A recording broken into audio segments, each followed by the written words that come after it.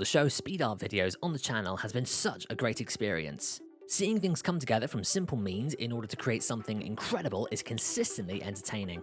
The only downside to it all is, well, the speed. With everything going by so fast, it's hard sometimes to really take note of the techniques that have been used. And so, I wanted this week's video to be the first episode in a new, ongoing monthly series in which I will break down my style and techniques that are used to create my illustrative and photo manipulation artwork throughout the video itself. Welcome to ProcessED.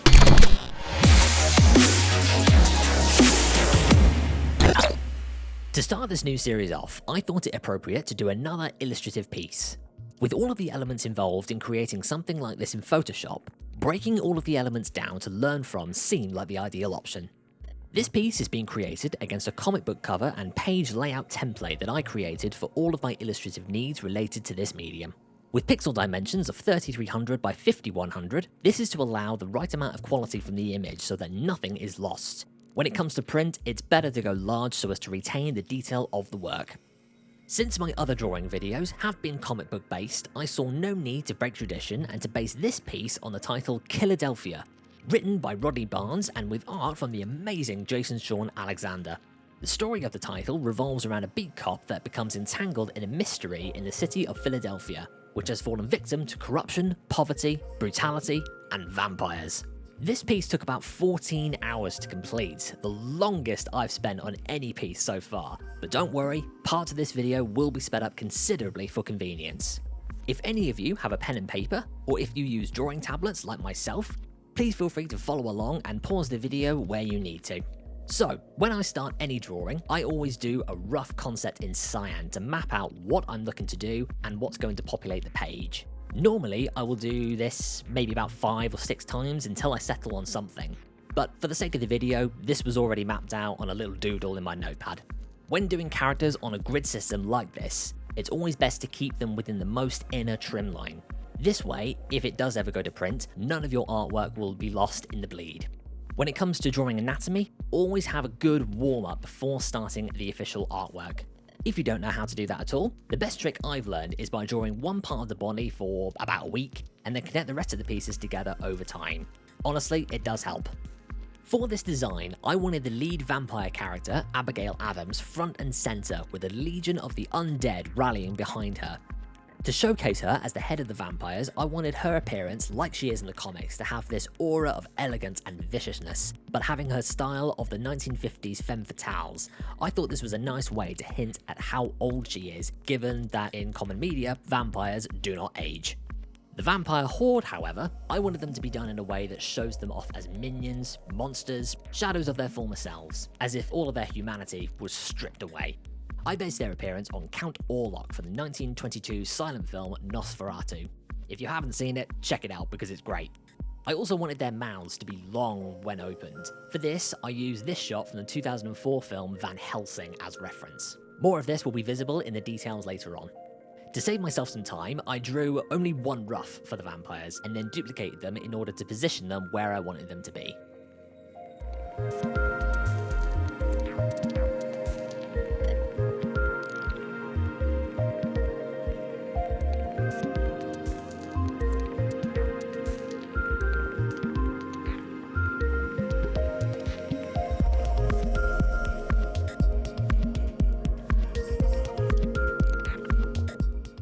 Now we move on to the next stage of the rough drawings.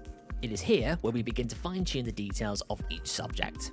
I now do this in black to make it more visible against the cyan backdrop, and since these are done in layers, I can also lower the opacity going forward for that same reason.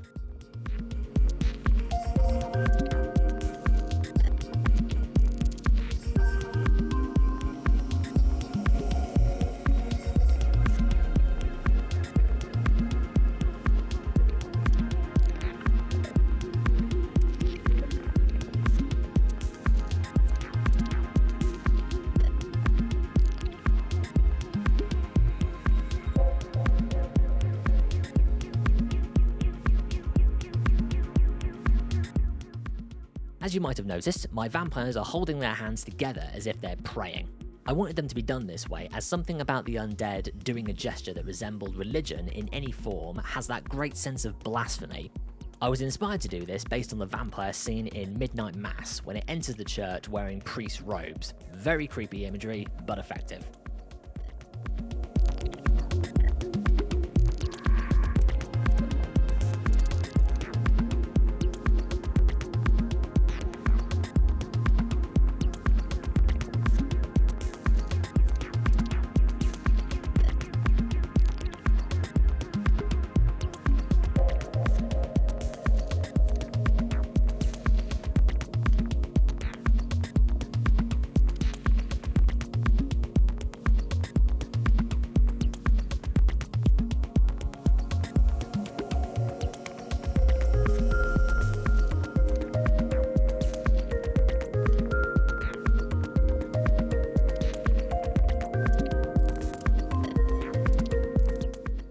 The final rough allows for the finer image to shine through, still using black, but now I can bring out the final outlines for these characters. Abigail's appearance was pretty much set from the get-go, but I wanted the vampires to have different clothing as a way of showing who they were before they were gone forever.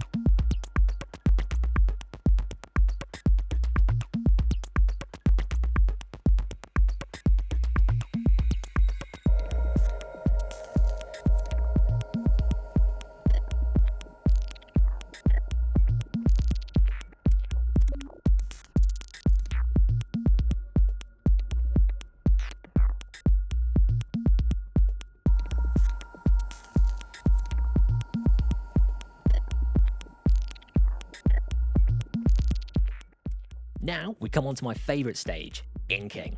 First, I like to start out by creating the final outline so as to know where all of the details need to be and originate from. Rather than do this on a single layer, I've learned from personal experience that it's always better to do the inking for each subject on separate layers. For this piece, it was essential. I'll explain why shortly.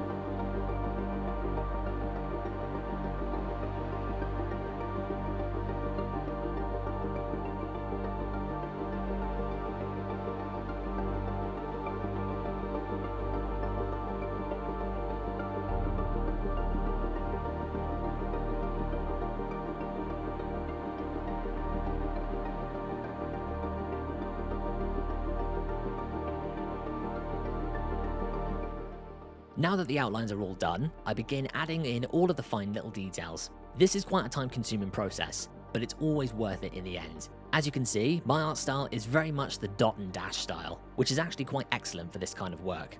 When you are able to zoom in, you can add a lot of dots and squiggles, which, when close up, doesn't actually look like much. But when you zoom out and see it from afar, it begins to look extremely detailed and three-dimensional. Then, you can just keep adding or subtracting from it as much as you need to. I recommend enabling the pressure setting to allow adjustments for thin and thick line work. As mentioned with the outlines of the subject, I recommend separating your inking layers for convenience. If you're doing this digitally, you can always bring it all together in the end. We'll cover this in a bit.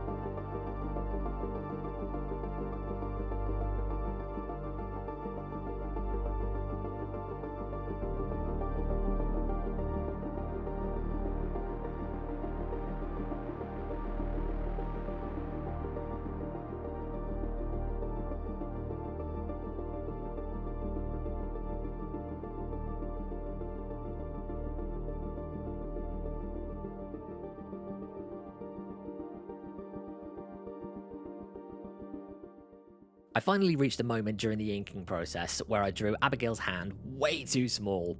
As Deadpool once said, it's about the size of a KFC spork. Luckily, as this was only on the outline of the body, this was an easy fix. Using the lasso tool and free transform, I was able to increase the size and warp it slightly back into place. Mistakes can always be made, but they can be corrected just as easily.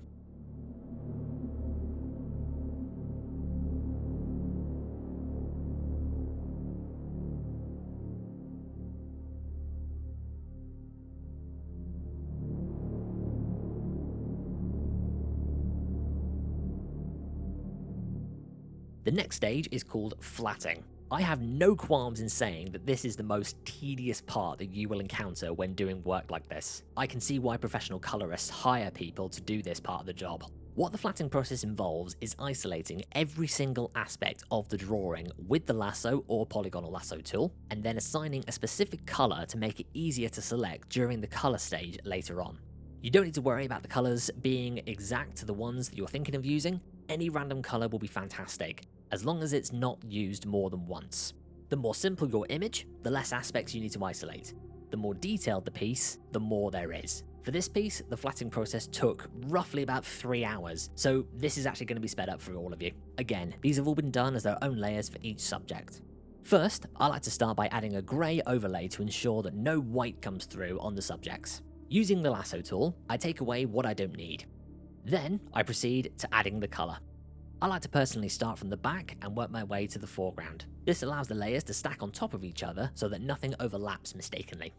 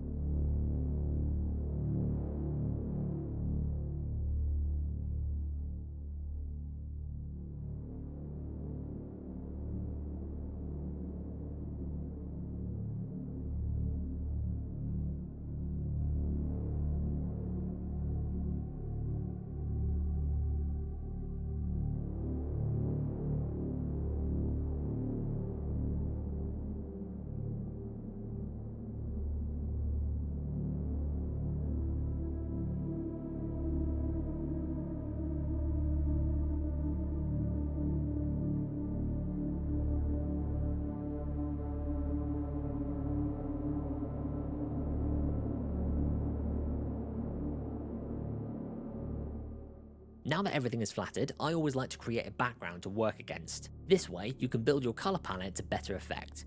For mine, I found this really nice stock image of the Killadelphia skyline from Envato Elements. I was going to change the sky to something a bit more horror themed, so I used the Sky Select tool and Lasso tool to take out what I didn't need, leaving just the skyline of the city. From there, I use this great cloud image, also from Envato Elements, and warp the perspective slightly. Putting this against a red backdrop and changing the layer mode to multiply, the sky really gave off that blood vampire vibe that I was looking for.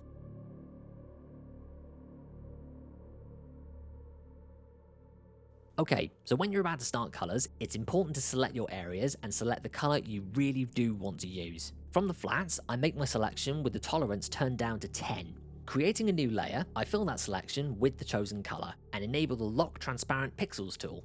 This allows me to add anything I want to the selection without going outside of it.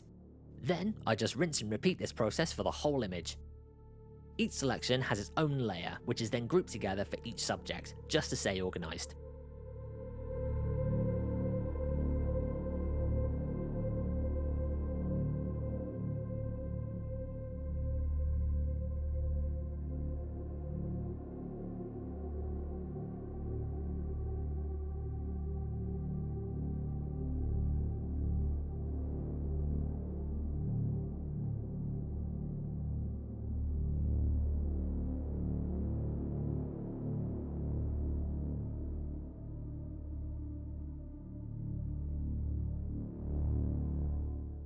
With everything selected, grouped and assigned, I select the layer I want to start with and create solid colours, which are then changed to clipping masks. Inverting them and make sure that my soft brush is set to white, I am able to paint in the shadows, highlights and additional colours wherever I need to in the selection. For the opacity of the brush, I personally like having it extremely low for more control. This does take a bit longer, but building the detail up rather than taking it away is a far better approach. I purposefully wanted to keep all of the colours on the skin and clothes quite bland and neutral in order to make the red really pop.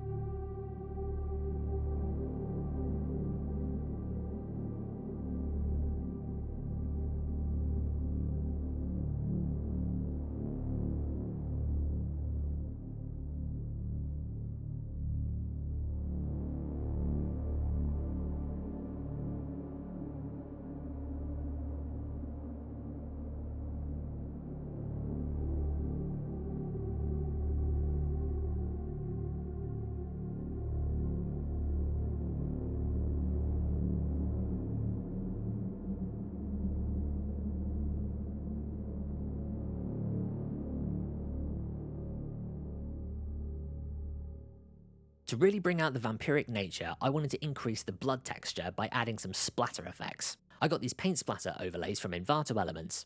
From here, I use the color range tool to target only the white. Once this is deleted, it leaves the black splatter effect. By going into the layer style blending options, I am then able to change the color overlay to a color of my choice. I then position this under all of the colors associated with the specific subject selection, create a clipping mask, and then all that was needed was to adjust where it is best suited. Repeat this process until you are happy with the outcome.